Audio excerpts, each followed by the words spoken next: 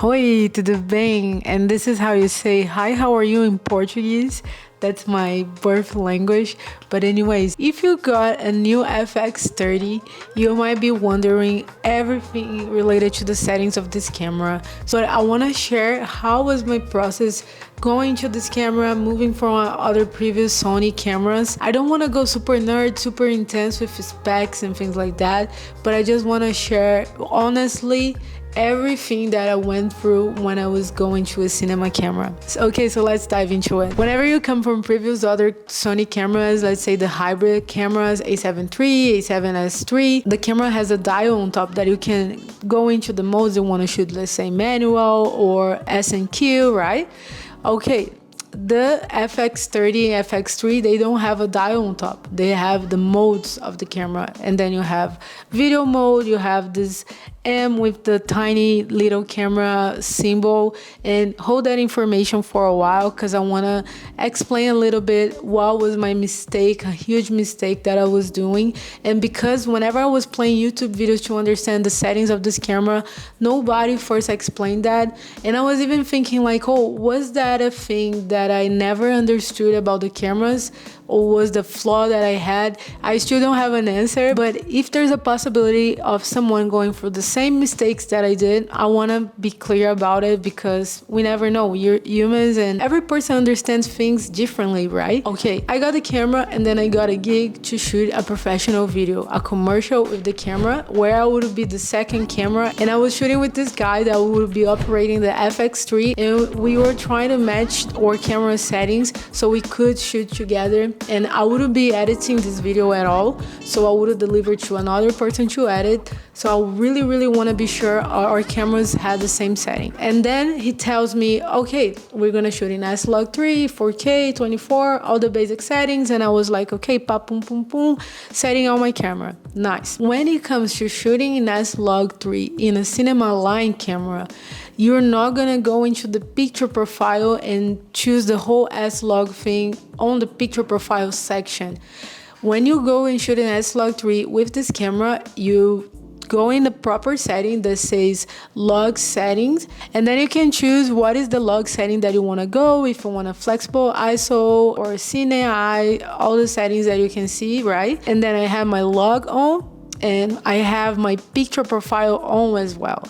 And I did this mistake because instead of, whenever I had the mode, I could choose the camera, little camera icon with the M or the video setting.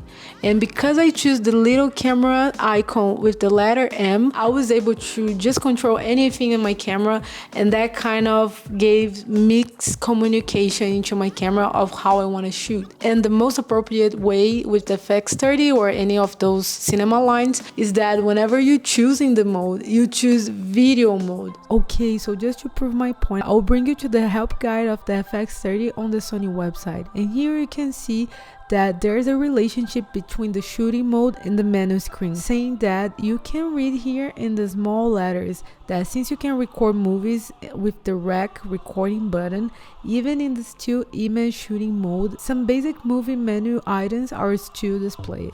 And then you see that you have the movie recording mode, that is basically the little camera and S&Q. And here all the menu items are for recording movies. So when I say that the best mode to shoot videos with your camera is the movie recording mode, I'm saying exactly that. If you choose the other mode, the picture mode, you're gonna have different menus available for you, and that can give you a miscommunication or a mixed setting for your camera. And when I had the previous Sony camera, I never choose the video settings because it usually comes with a presetting into it. And then I realized that the camera is gonna give you all the settings that you need for video purpose shooting if you choose the little tiny mode into video settings.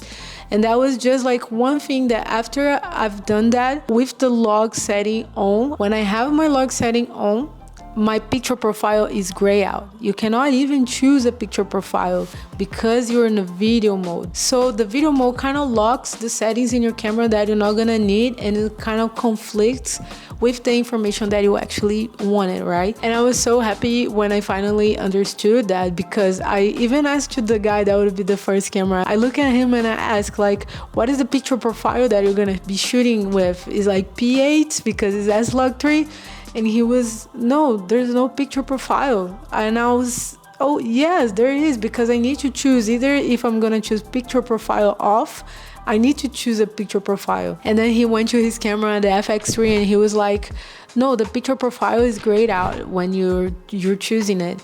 And I looked to my camera, I was, why my picture profile is not grayed out? I'm able to use this as a setting. And then I was glad that we had this conversation one day before the shoot, because I really want to fix that.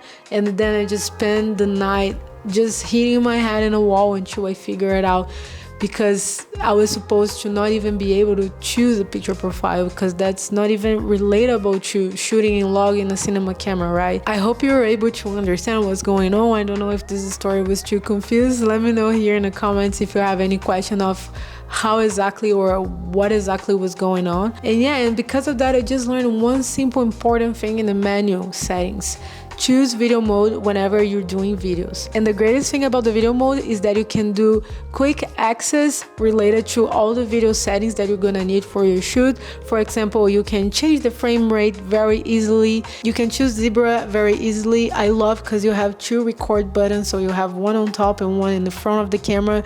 For me, whenever I'm doing a vlog or something that I have the screen flipped up to me, I'm able to press record without having to go all the way around the camera. So I love that as well. And another thing that I did with this camera that I loved is that I created a personalized menu that has all the important things that I need in the top of my head without having to go into pages and more pages and pages of menu. And that helps me a lot. I can go very fast into my favorite settings. Now, talking about pictures. As a content creator, I do need the picture settings. And before getting the camera, I made sure that I searched into the FX30 to understand if the camera would kind of help me out in the picture side that I need. For example, in my life right now, I do 80% of videos and 20% of pictures.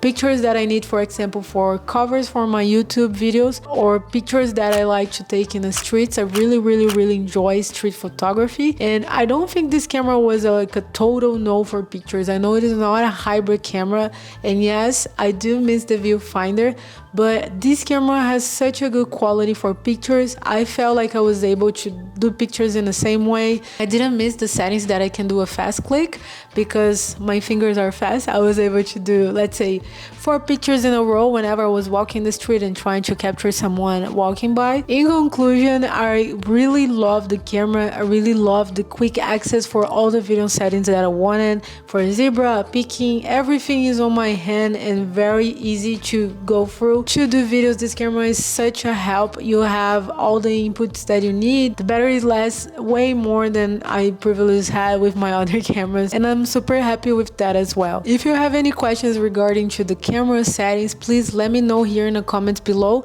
and I would love to help you out. If you have any concerns, anything, this comment section is a way that we can kind of chat and interact, and I would love to hear from you. And please subscribe so you're gonna be aware whenever I release a new video, and definitely share with me your experience. If you have the FX30 already, and if you're swinging by between pictures and videos and you already have a favorite settings, share that with me as well. I would love to hear more about that, and I really hope I can see you in the next video. Ciao and namaste.